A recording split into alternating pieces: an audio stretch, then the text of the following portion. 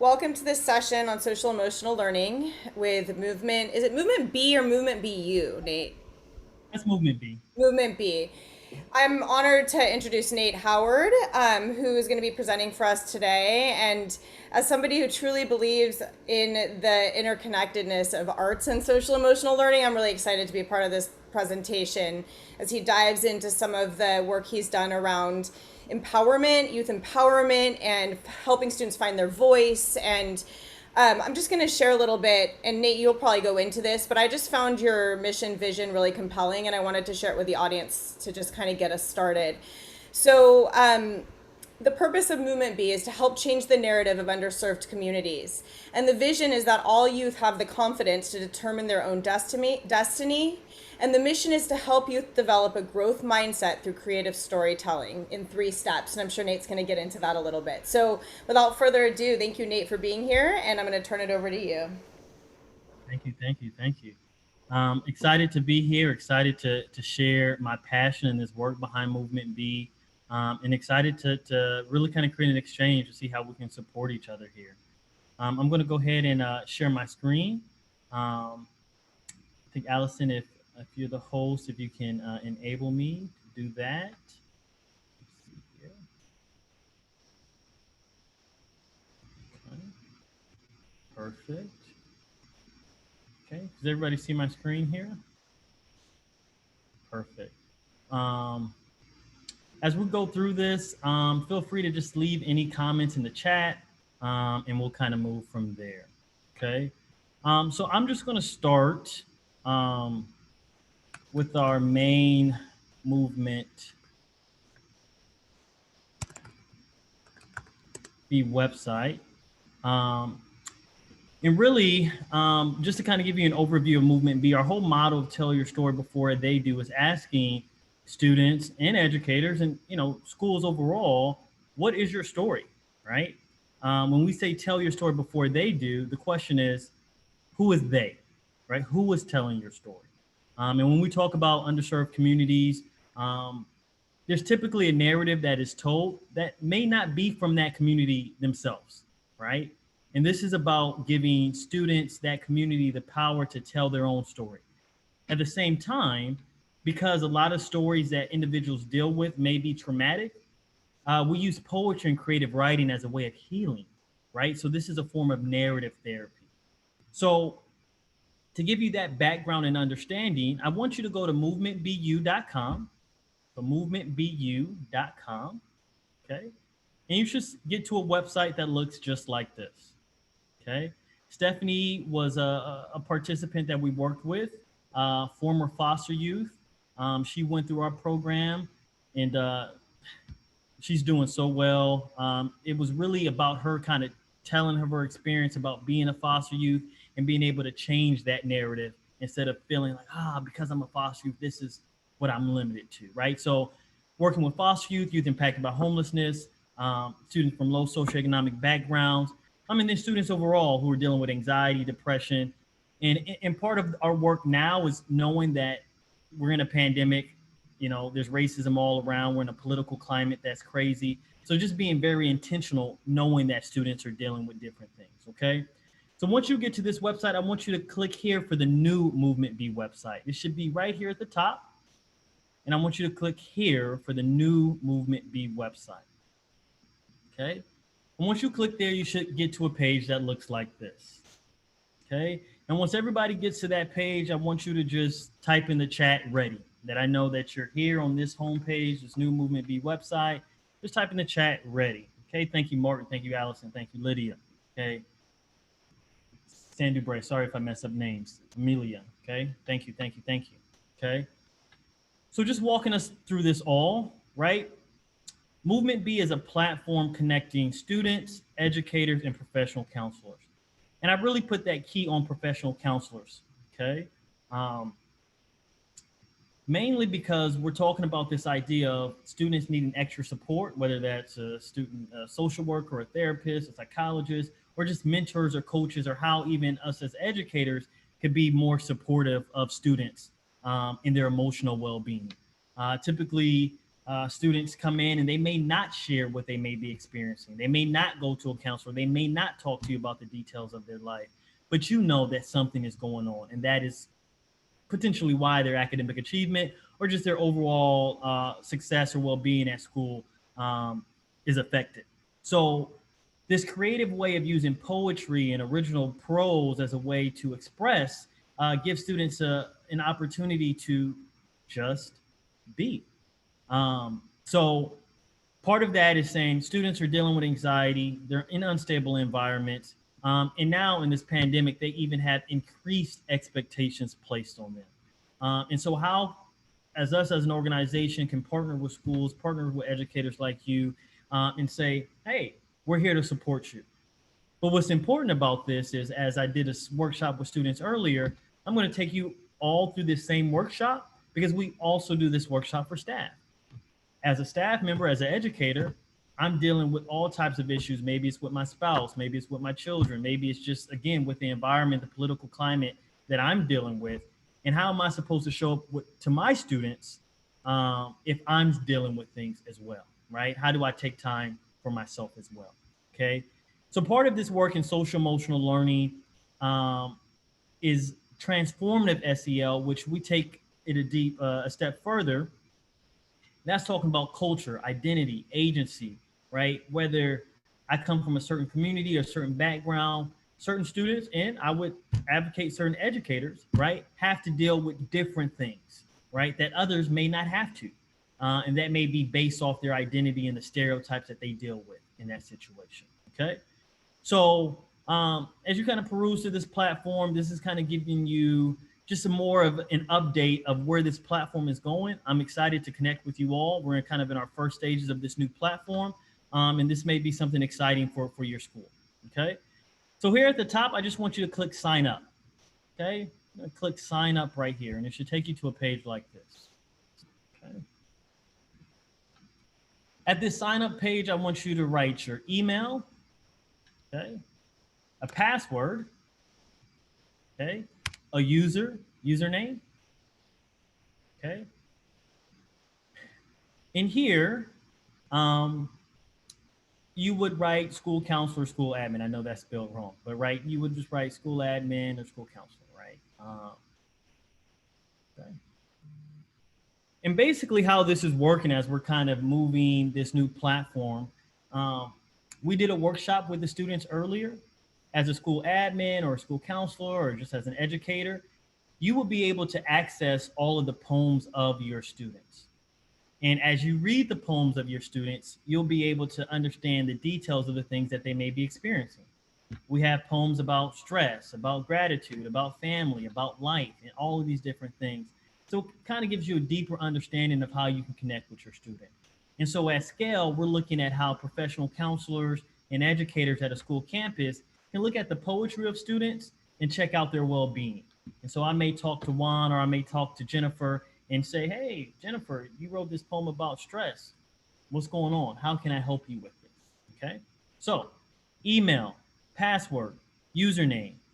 I'm a student, school counselor, school admin. I'm going to go ahead and log in, obviously, because I already have one. And as it's logging me in, it's going to take me back to this home page. Okay. Now, back at this home page, you should see a username up here. Okay. And with this username, you're just going to click that and you're going to select chapter. Okay.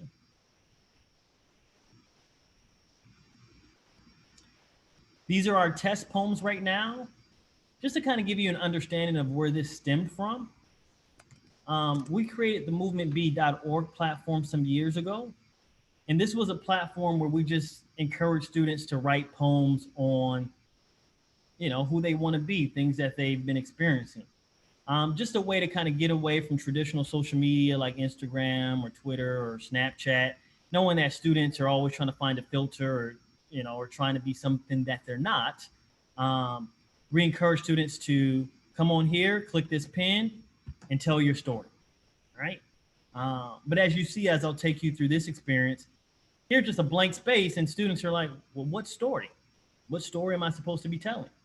And they often reinforce a story of what the media may say about them, with those stereotypes, what, some of these issues of racism, discrimination, or may tell of them, and it not be their authentic story. Okay. So we created a number of activities, and thank you, Allison, for linking transformative SEL. These are our social emotional activities here. We have activities here around stress, around gratitude, mental health, you name it. And so what students would typically do was come to this platform. What we're going to be working on today is our I am poem. And as students will go through an activity, it may be something like this. The activity will be here on this side, and then the poem would be here. Okay. But part of our work now is saying, how can we make this interactive for students? We're also dealing with privacy, right? Child privacy laws, and making sure that, students' work is confidential. And so us making this upgrade wanted to help students be more interactive in how they're sharing their poetry, and give them a space where it could be guided by themselves, right? So I'll just start here, okay? Typically, in this first workshop poem, I ask students one question: who are you? And it seems like a simple question, right?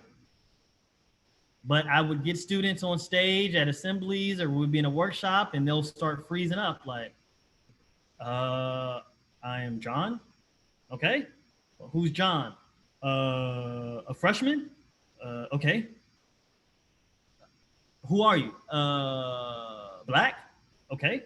Is that it? What? And it seems like a simple question, right? But who are you really? How do you identify yourself? So that's really the base here. And as we're talking to students, we're saying there's no right or wrong. I know students are used to maybe a time writing, or writing a thesis and very formal writing. But in this space, this is really an idea, an opportunity for students to just be creative, right? And just let out whatever they feel. And students really struggle with that because they don't know how to have agency for themselves in writing their own story. They all are constantly looking for validation. Is this right? Is this right? And I remind students, it's your story. You tell me. Okay. So as we're going through this, right, I'm saying, how often, when's the last time you went up to a stranger and asked, who are you? Often we stereotype people without even realizing it. But in reality, because we also judge ourselves, right? How do we get beyond the surface? So in this activity, we're going to go through this I am poem. This is a framework, but feel free to kind of use the framework and kind of go off on your own. But again, it's your story. Okay. So let's begin. So begin by writing. I tell students, who are you? Think of words to describe you. Okay. So one activity, it may be, who are you? And I say, you have 60 seconds. Who are you? Brave. Who are you? Talented. Who are you? Ambitious. Who are you? Kind. Who are you? And what we find is that students sometimes have a hard time thinking of words to describe them. And maybe it be positive words or uplifting words. Again, they may be reinforcing the story someone else is telling of them. Okay. So I want us all right now to just identify who you are. You can write a simple word, I am brave, or you can say, whatever you want, right? It's up to you. Again, that's a reminder. It's your story. This is just a guide. Okay. I'm going to write, I am brave. I am talented. I am ambitious. Okay. I am. Okay. And typically in a workshop, because I'm a poet myself, there's a poem I have called Stereotypes.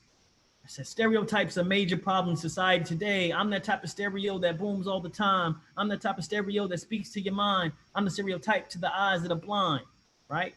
So we take this form of spoken word, hip hop, and we engage students in a way of performance, but performance as in education in the space to inspire.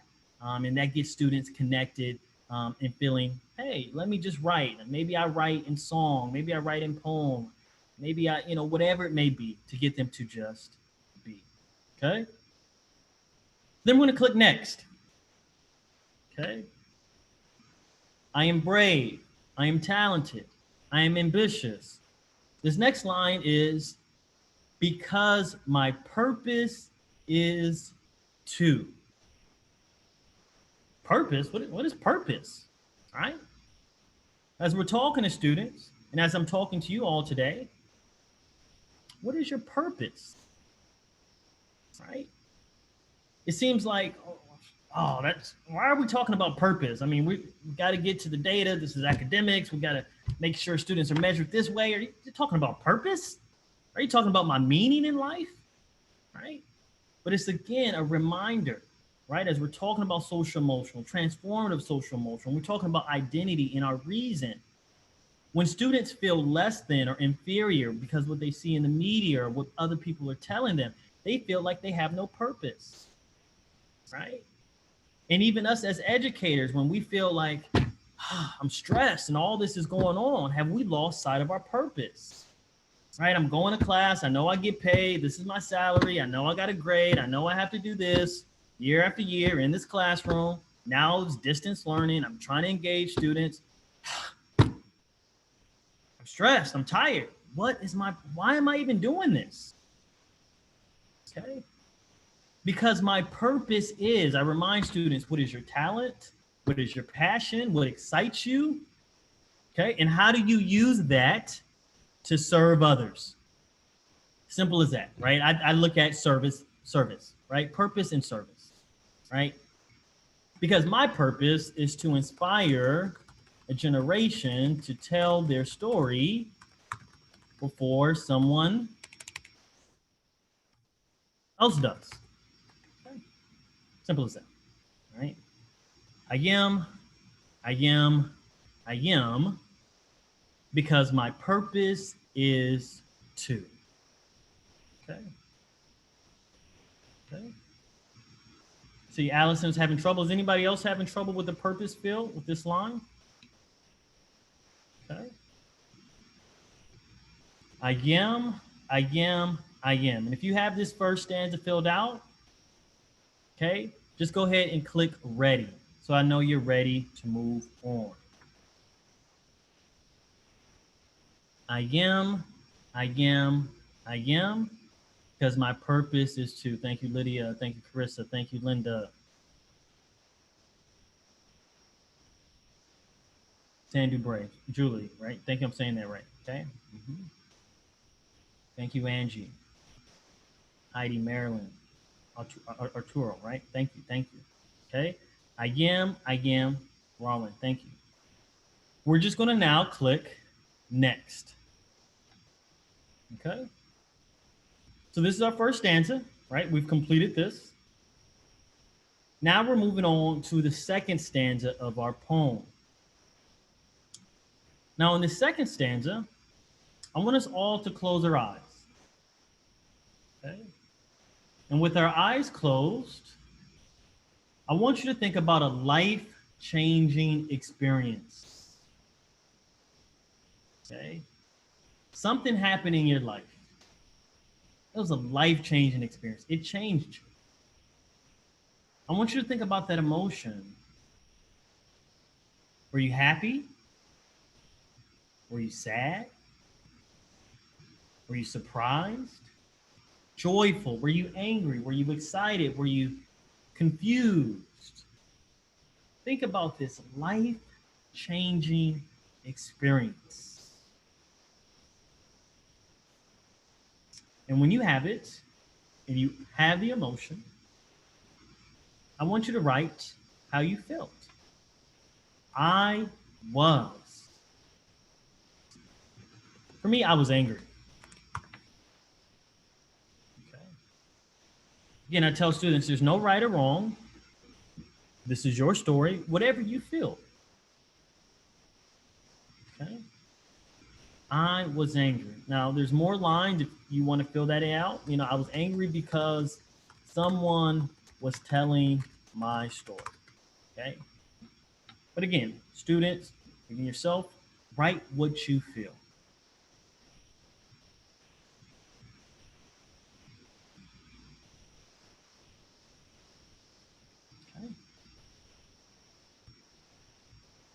And when we're ready, we're just going to click next. Now we're going to describe that emotion through our 5 senses. Okay. I was angry. What does anger sound like? Okay. What does it taste like? What does it smell like? What does it look like? And what does it feel like? Right? I tell students, you don't have to be Maya Angelou, right? You don't have to be this acclaimed poet, right? But we're all a poet in our right when we're just able to take our emotions and let them out. Okay. Again, there's no right or wrong, but just be creative and notice how you feel during this writing process. So for me, I was angry. It sounds like that can be the literal sound, maybe a metaphor, right? For me, it sounds like police sirens all around me in fear of being judged once again. Okay? Whatever you feel. It sounds like. Sounds like babies crying. It sounds like new joy. It sounds like the birds chirping in the morning. It sounds like my favorite song. Okay? It sounds like.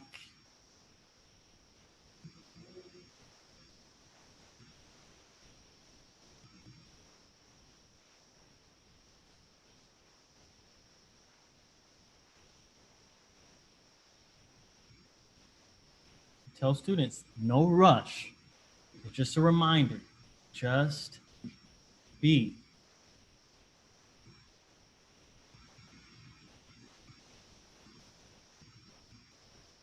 As we go through this exercise, whatever story we decided to pick, certain things may come up. Just breathe.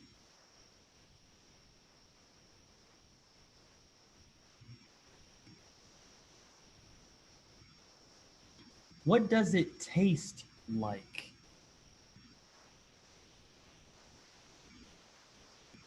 What does anger taste like? What does sadness taste like? What does love taste like?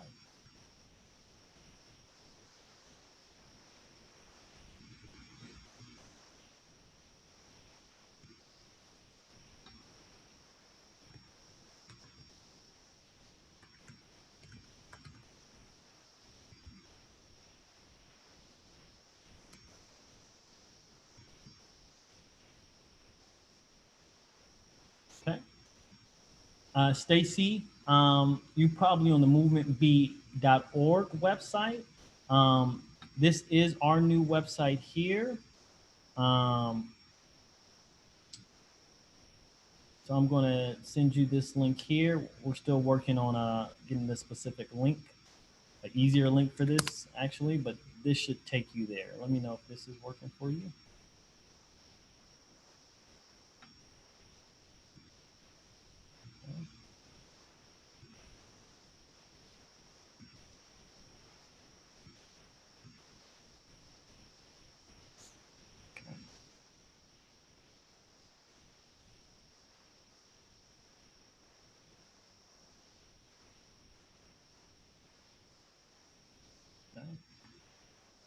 Excuse me with all my tabs open. It tastes like bitterness on my lips of someone trying to tell my story again. Okay, again, there's no right or wrong. Part of what this work is, I grew up doing poetry. I grew up in the spoken word community and slam poetry. And this is not about a competition. We're not trying to see who has the best poem, right? We use this work as narrative therapy, right? As writing as a way of healing, as a writing as a way of agency. If someone is telling my story, I don't go to my oppressor. I don't go to that person trying to tell my story and say, hey, you said that about me wrong. Edit and revise it. And here, now hold on to my story and say it this way. No, you are the author of your story. And if I'm begging or asking somebody to change my story, then I'm saying that I'm not the author. Right? So it's reminding us what we could change. Now, I ask people all the time. I ask you to think about a life-changing experience. Okay? But with that life-changing experience, do you only have one life-changing experience? I mean, maybe you do. Who told you to tell this story? Did I force you to tell this story? You decided to choose this story. Now, you could have chosen any story. But for some reason, when I asked you to think about a life-changing experience, whatever story that you're explaining right now, you decided to pick that story. Now you have to ask yourself, why? Is it a story you want to heal from? Is it a story that you want to liberate others? Is it a story that brings you peace and joy and you want to continue telling this story? But you have the power to decide in this situation. Heidi, it says, I'm getting an error message that says something went wrong. Try again later. No worries. I'll follow along. Okay. And no worries, Heidi. The easiest way right now, as we're kind of updating the link, is to go to movementbu.com. And at the top, it's going to say, click on new website. Okay. The next line is, it smells like. What does it smell like?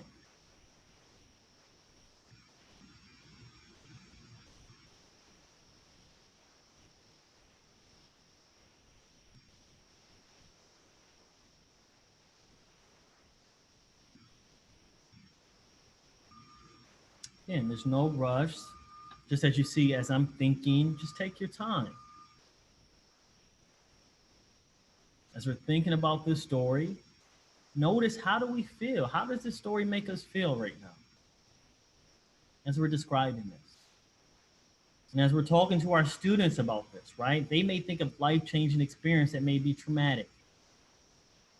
We may not need to know all the details, but we can connect with our students knowing what it smells like, knowing what it tastes like, and be able to empathize with them in that sense. And then encourage them to say, hey, do you want to keep telling the story? How is this story coming up for you? How can we begin to change this if you want? Okay.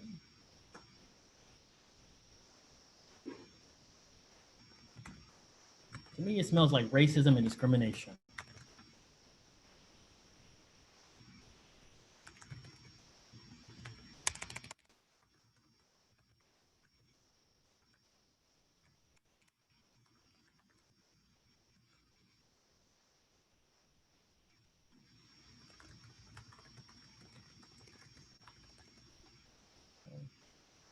Again, there's no right or wrong. Also, with syntax and spelling, we do work on literacy, but as we kind of begin the program, we tell students, again, just be your spell check. We'll figure that out. Okay. We'll work on your literacy. We'll get there. Okay. But part of this writing experience when we first start is not to say, all right, you need a period here. All right, that's spelled wrong. All right, you didn't. We'll get there. Part of the social emotional work is first just allowing them to feel free that they can express themselves. And as we go on through the other activities, we can help with structure, improving literacy so that they can better tell their story. Okay? This next line says, it looks like. What does it look like? Okay. To me, it looked like 1963. Okay. Obviously, if you understand that reference, in 1963 in America, in race relations,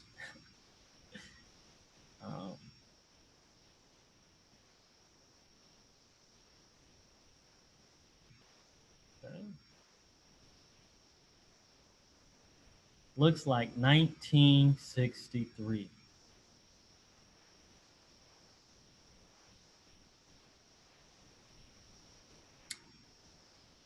And that last line is, it feels like.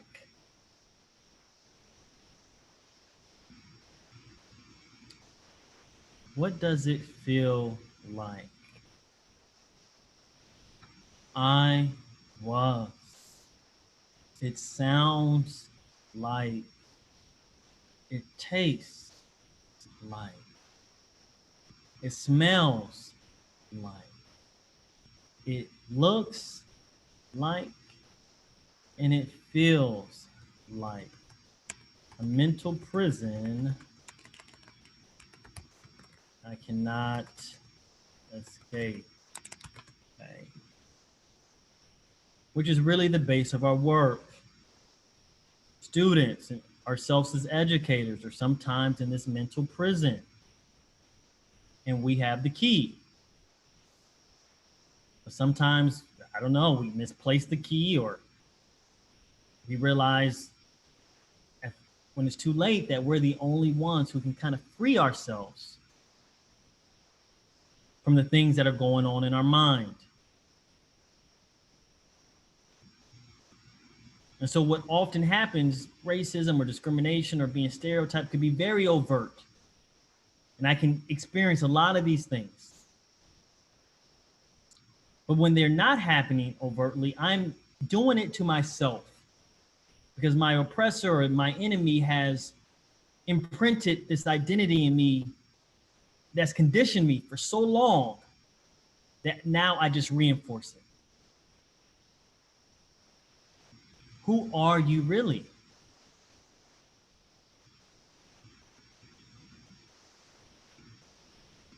Okay. No rush. Again, I want you to ask yourself, why did you decide to choose this story? And ask yourself if this is the story that you want to tell. How does this story make you feel? And is it up to me to decide to change that story? Or do I need permission from somebody else? Okay. And when we're done with this stanza, just go ahead and leave in the chat box ready so that I know we're ready to move on to our last and final stanza. Esmeralda, thank you. Artura, Heidi, Carissa, thank you.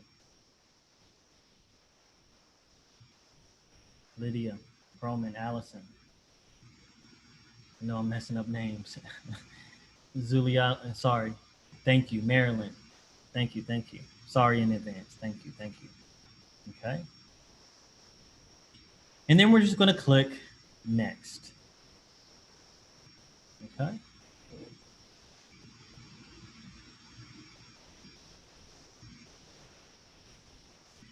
For this last stanza, okay, just taking some deep breaths, right? Again, whatever story you told in the last stanza could be intense. It was like, wait, I wasn't ready to tell that story. I thought I was just coming on a workshop with Movement B, and I wasn't ready. I didn't know this was the experience. Okay. So for this last stanza, how we're going to end this, and what I ask students and as them challenges as educators as well, I want us to close our eyes again. But this time, I want you to think about your future self. This can be 5 years from now, 10 years from now. This can be next year. This can be next month. This can be tomorrow. It can be anything. But I want you to dream big as possible. When I'm talking to students, just as much as I'm talking to us today as educators, really dream big as possible. Our deepest fear is not that we're inadequate. Our deepest fear is that we're powerful beyond measure. Oh, Nate, you're talking about all that fluff, all that dreamy. You can do whatever you want. Yes, I am. Dream big. Why not? Right? We're telling our students anything is possible. Right? Hold on to that. Right? Dream. I know we can get caught up in all of these different things. All right, your grades have to be this and this. Yes, that's fine. But who do you want to be? It's okay to imagine. But the problem is that our deepest fear, again, is not that is that we are powerful beyond measure.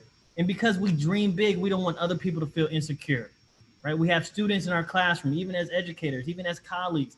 I don't want to share good news. I don't want to feel what I really want because, oh, what are people going to say about me?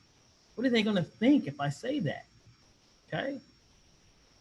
So think about who it is that you want to be and realize that everything that you want to be, you are that right now. It's a practice for our students who say, I want to be a lawyer. I am a lawyer. Well, I want to be a doctor. I am a doctor. I want to be happy. I am happy because happiness is the way. I am. I am. So for this last stanza, I want you to write who it is that you see yourself in the future of who you want to be and write it in the present tense as you are. For me, I'm saying, I'm a billionaire. Oh my gosh, Nate, you're a billionaire.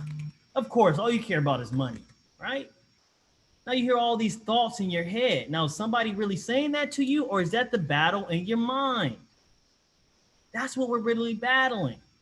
Oh, he's just rich. He just cares about himself. No, look, I'm a billionaire and philanthropist, right? Now, part of that is I have to explain to people why I have to decide who I want to be. No, you don't. You can self-validate. You don't need permission from anybody to validate your story. But so often we're asking people, right, is this my identity? Is this me? I don't know. You tell me. Agency, identity, culture, community. The only way to shift the narrative is for people to have confidence in writing a new story, not the story that has been written. Okay. I am a loving father and husband.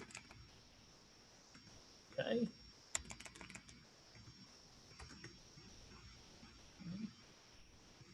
I am a successful entrepreneur,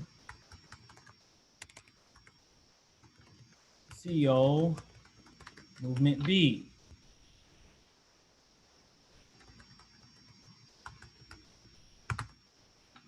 Okay.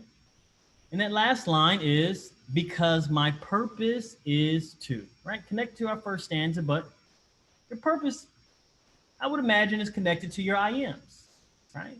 Because my purpose is to inspire youth from disadvantaged backgrounds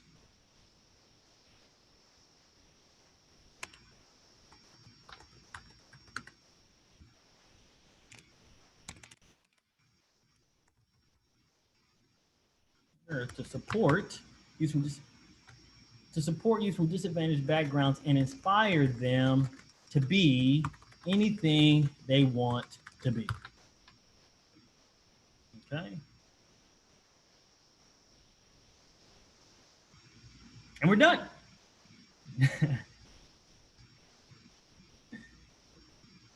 Okay. So we're going to scroll down and then we're just going to click next, right? Again, part of the transformative SEL, you can see here, I turned myself into a cartoon character, really for that representation. I didn't have any Black teachers at all in high school. I thought that was really unfortunate, right? And so to be this Black male figure and saying, I may not be in your classroom literally, but I could be in your classroom, right? And I think that's important for representation. Okay. Okay, so our poem is here. Typically what we do is we have a virtual open mic. Students read through their poems, I am, and go through it. And so Allison has let me know we have a couple of minutes left. So I'm open to work in a number of ways. The student workshop, I had a couple of people share. If people feel like they want to share, that's open, or I can just kind of open it to Q&A for our last 10 minutes, okay? But I'm open to questions, comments, thoughts.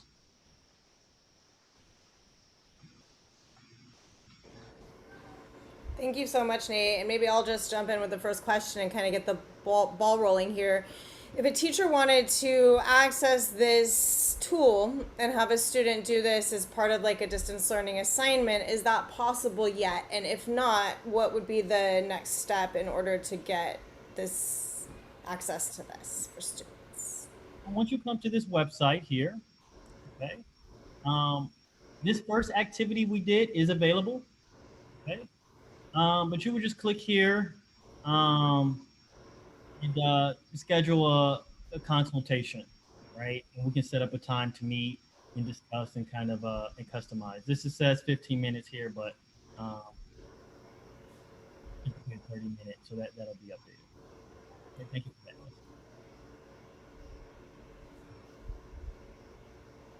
Other Great. question? Yeah. Did I answer that? Yeah, thank you.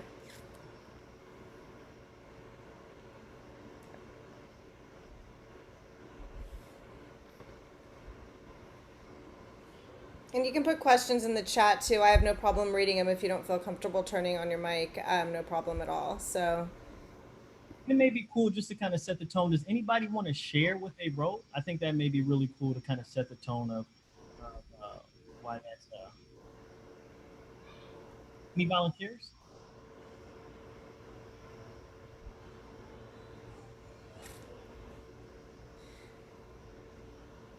I don't mind sharing. Okay. Is that Linda? Who said that? Yep. I'm from San Diego Mission Academy. We're all virtual school, but I love writing, so I don't mind sharing. Go ahead. Go ahead. Go share your phone. All right. So I said, I am more than I could ever have imagined. I am strong, confident, courageous, and faithful. I am who I was and am meant to be. I am for this very moment created into the woman I have become. Because my purpose is to give back what was once given to me, hope, resources, confidence, a future that they never imagined could be theirs for the taking. I was captive in a world of chains. I was caught up in a life I never dreamed of, nor wanted, or nor ever wanted. I was sad. It sounds like wails of many souls who never knew they were worthy of love, hope, and healing. It tastes like the bitterness of jealousy, hate, envy, and disgust. It smells like musk of nervous sweat. It looks like emptiness, a vast, deep darkness. It feels like a ton of bricks upon your shoulders with no rest for the weary. And then it said, I am trauma informed and I am resilient, strong. I am who I was created to be. We're just going to get some snaps. That's what we typically do. It's like in our open mic setting. And thank you for the courage and thank you for sharing. Mm-hmm. How did that make you feel? To share it? Yeah. Resilient. Thank you. Thank you. I think, again, it's just important, as we kind of humanize. And what we're saying, we've been doing this work for the past couple of years, but there's not even a more important time. We're just being intentional, knowing that students and educators are both dealing with this new wave of how do we connect with our students in this time. So thank you. Thank you. and Nate, there was a question that was put to me privately in the chat, so I'm just going to pose that to you. Are you looking to add more poem prompts and or activities on the website as you build it? Yes, we are. We are. So just to kind of give an understanding, we have a number of these activities on this platform, and this is where we started. So, typically we have about 47 activities here. This is open, right? But really the whole part of this was really to just to kind of connect students with just different things. And it's a more public platform. And so part of our child privacy laws and, making sure students feel safe at this time. This other platform is more guided. That's why it's fill in the blank and it's kind of private to that student. A lot of the activities that we're working on is based off the curriculum that I've been working about on the concept of tell your story before they do. So all of these poems in this platform will be available around mid-November. And so we're going to be looking to really roll most of this out with schools come January. But in the meantime, we're looking to kind of talk to schools and see how we can support in the meantime.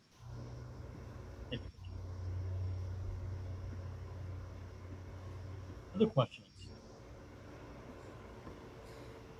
Okay, I guess I'm the speaker here. Last question.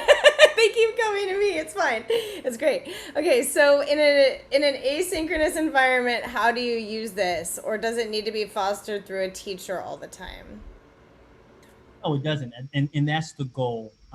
So what I'm really excited about, and to connect with you, with more of you all, we have gamified this platform, and so really what this is going to look like is these activities here will be more of a interactive space.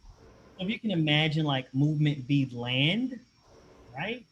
And at movement be land, students can go through each chapter. Once they complete each chapter, they get coins. Those coins can then be bought, for movement B gear in the store and other incentives that we work with partners.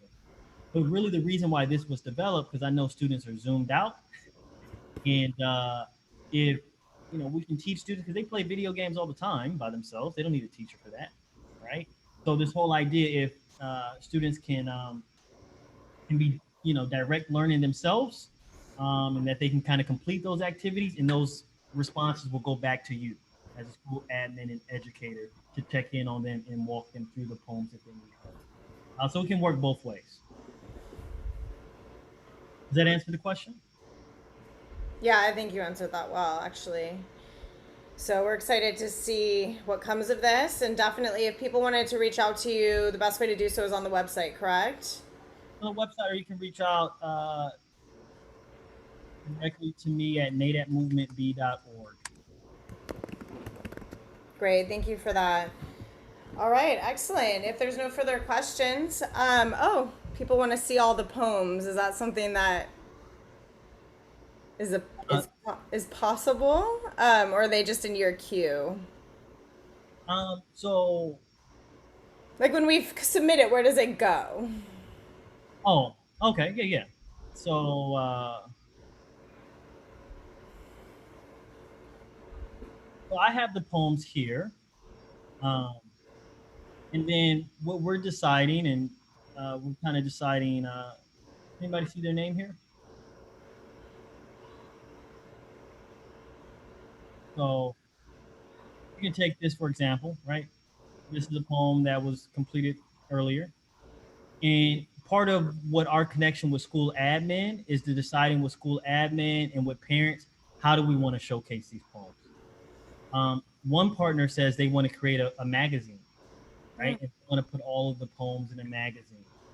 Um, Others may say, hey, we want this private and we just want to kind of just connect it for that student. So our goal is to kind of keep this safe and then work with that school administrator on how we want to showcase these poems. Great, thank you so much.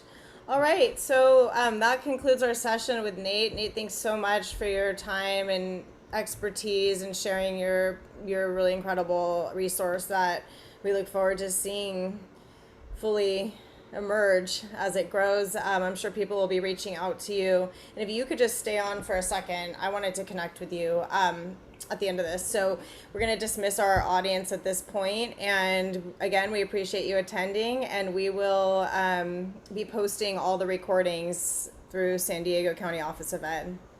So thanks again. Have a great afternoon.